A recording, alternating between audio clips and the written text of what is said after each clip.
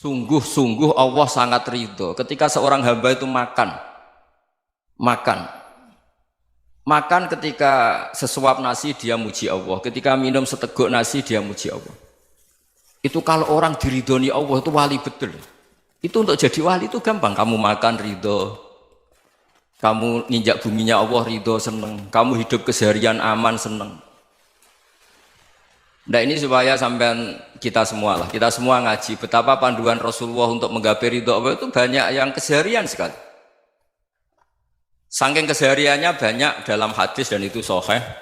Nabi menyebut hal-hal yang keseharian. Hatta ma tas'alu fi fimra'atika, kamu punya uang kemudian istri kamu bisa makan itu ibadah. Bahkan sebagian ibadah itu dicontohkan Nabi yang akhirnya diprotes sahabat. Yaitu wa fi buti ahadikum sedekah, kamu menggauli istri kamu itu ya sedekah. Sampai sahabat bilang yang benar ya Rasulullah.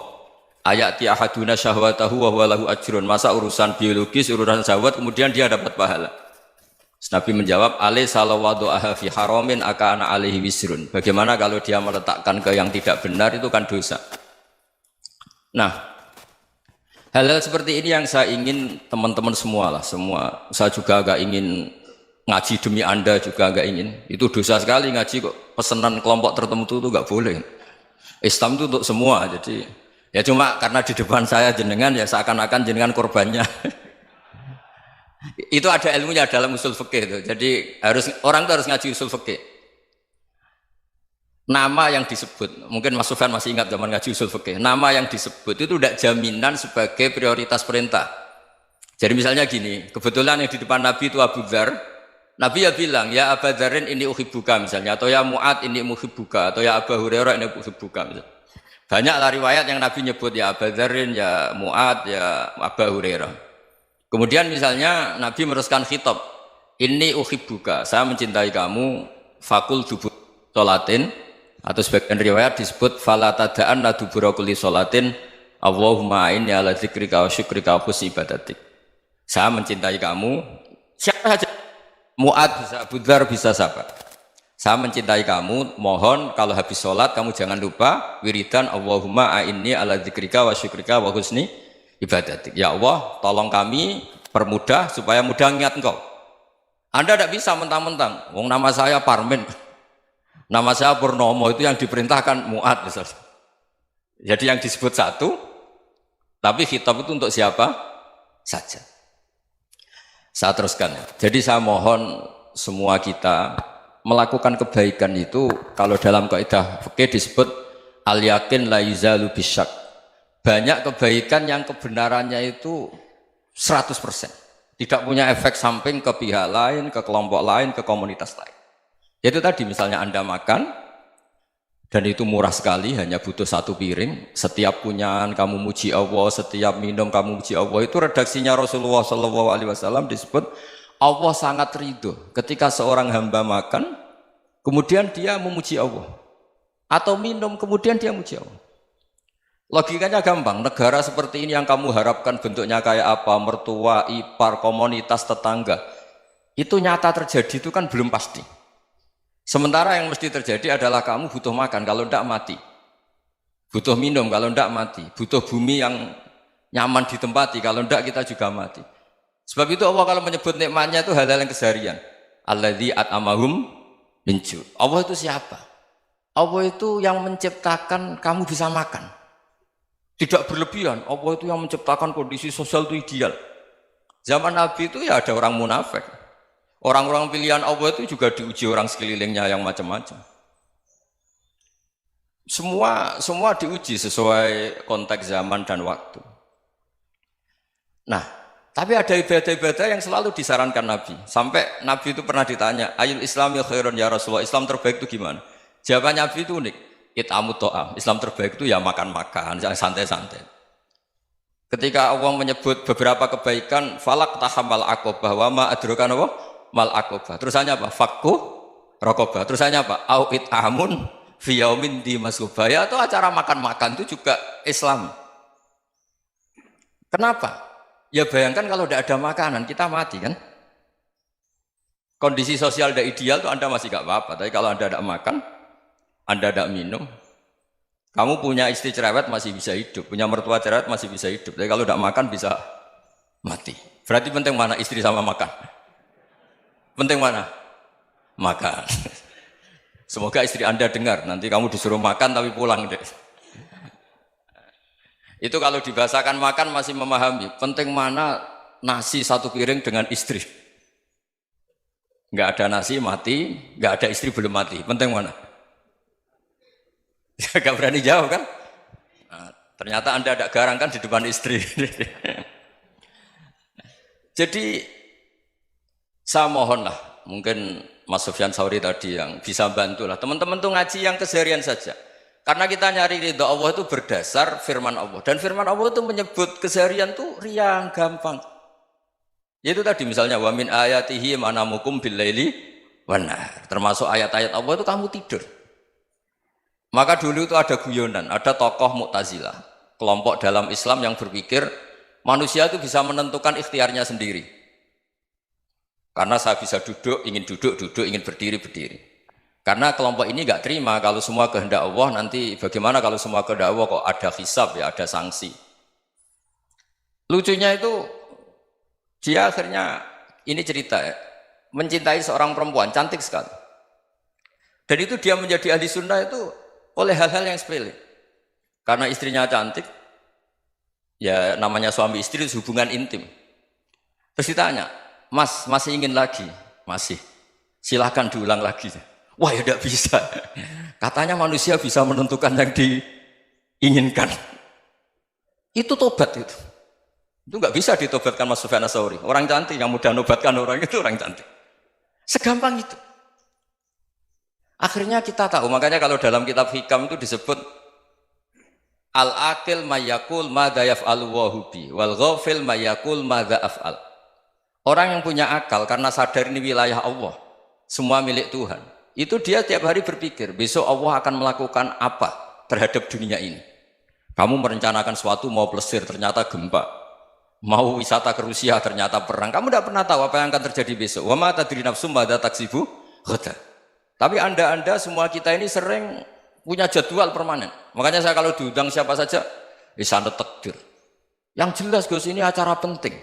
Ya masih acara penting nak pangeran ngersakno piye? Kok ape dadi pangeran? Kamu kok mau jadi Tuhan? Itu kadang ya kiai. Penting Gus acara ini jenengan harus memastikan bisa.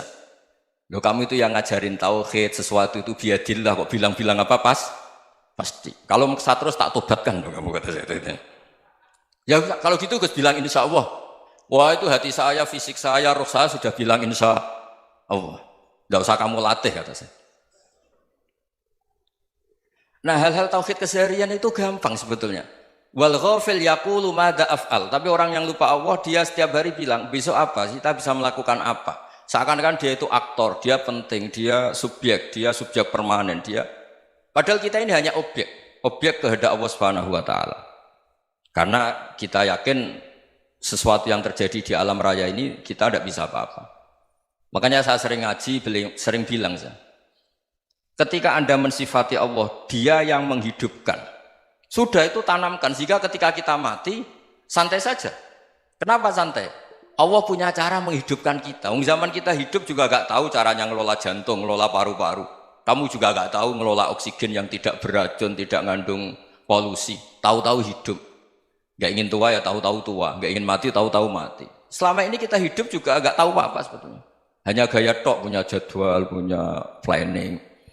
Kalau kamu bisa menentukan pilihan Anda, pasti Anda istrinya cantik, 4 neriman semua, kona'ah semua. Nyatanya enggak kan? Ada 1 jelek, cerewet. Oh itu kan, nyatanya enggak bisa apa-apa Anda kan? Dan kamu bawa mati lagi. Itu kan, istri Anda juga gitu, punya keinginan, punya suami yang ganteng, yang jabat, yang neriman, yang enggak poligami. Ya enggak kesampaian juga. Kalau kita ngitung tingkat kegagalan kita itu gagal terus. Ya kan? Nah, terus ingat Allah, madza yaf'alu wa bi. Orang yang punya akal selalu berpikir Allah itu menghendaki apa terhadap saya. Lalu sama-sama orang melihat orang yang serius, itu kata Anda itu pemikir berat, serius, senang punya tokoh yang merengut tuh, karena kamu anggap serius. Tapi sebagian orang anggap orang yang serius itu wong merengut, wong masam, wong muka kok ditekuk.